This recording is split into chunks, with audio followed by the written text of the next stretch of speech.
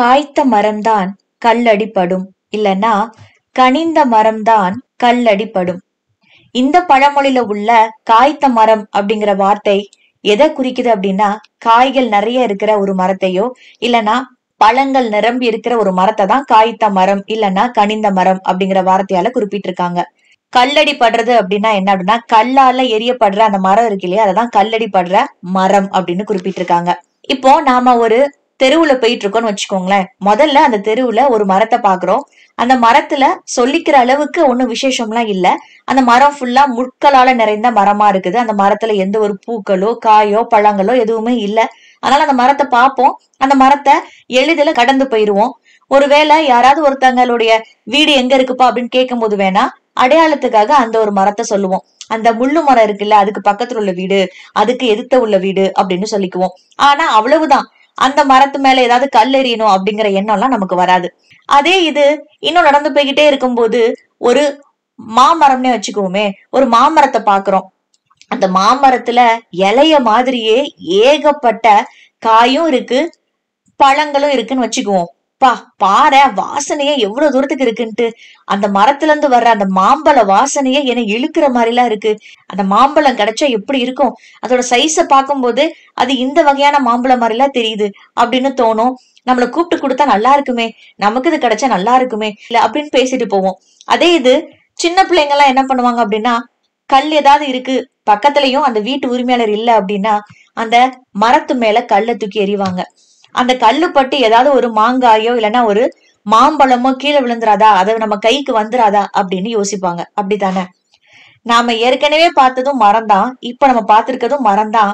ஆனா அந்த முள்ளு மரத்து மேல யாருமே எந்த ஒரு கல்லையுமே எரியல. ஆனா இந்த மாமரத்து மேல மட்டும் எரியறாங்க.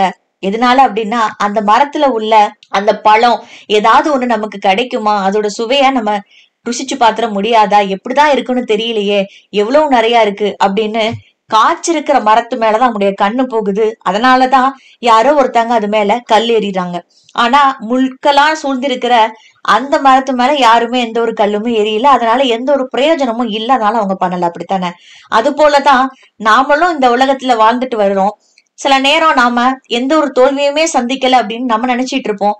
ஏன் அப்படின்னா, நாம எந்த ஒரு அதாவது நம்ம வாழ்க்கையில முன்னேறதுக்கான எந்த ஒரு படியுமே எடுத்து வைக்காம அப்படியே உட்கார்ந்து இருக்கிறதுனால நமக்கு எந்த ஒரு தோல்வியும் வரல.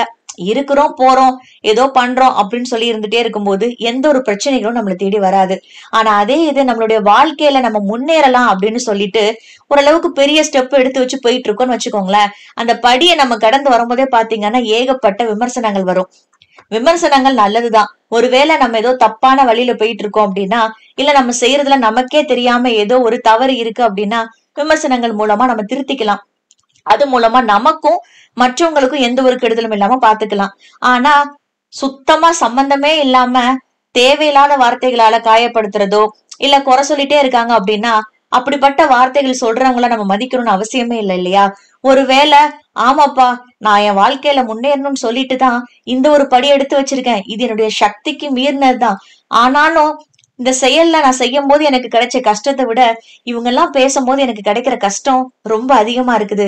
அதனால இனிமேல் நான் எந்த ஒரு வேலையும் செய்ய போறது இல்ல, எந்த ஒரு முயற்சியுமே எடுக்க போறது இல்ல, இதை நான் அப்படியே விட்டுறலான் இருக்கேன் அப்படின்னு சொல்லிட்டு இவங்களுடைய விமர்சனங்களுக்காக, இவங்க நம்மள குறை சொல்லிட்டு இருக்கிற அந்த வார்த்தைக்காக நாம வாழ்க்கையில முன்னேறலாம் அப்படின்னு நினைச்சிட்டு இருக்கிற அந்த ஒரு விஷயத்த கை விட்டுட்டோம் அப்படின்னா யாருக்கு நஷ்டம்? இதனால விமர்சனங்கள் சொல்றவங்களுக்கு எந்த ஒரு நஷ்டமுமே கிடையாது.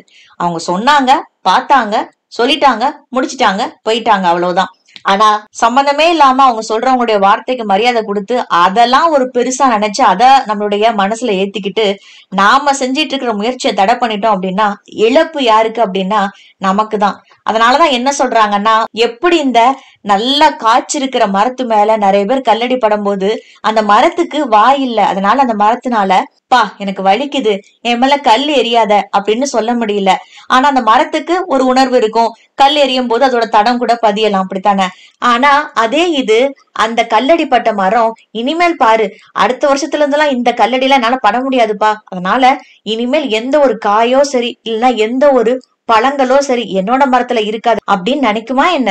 இல்ல இல்ல. அதே மாதிரிதான் மனுஷங்களா நாம வாழ்க்கையில முன்னேறதுக்கு பெரிய பெரிய படிகள் எல்லாம் கடந்து வர வேண்டி இருக்கும். அப்படி வரும்போது நம்மள ஒருத்தங்க வேணும்னு மட்டம் தட்டுறாங்க, இல்லைன்னா குறை சொல்லிட்டே இருக்காங்க, சம்பந்தமே இல்லாம பேசுறாங்க அப்படின்னா அத அப்படி கடந்து போய்கிட்டே இருக்கணும்.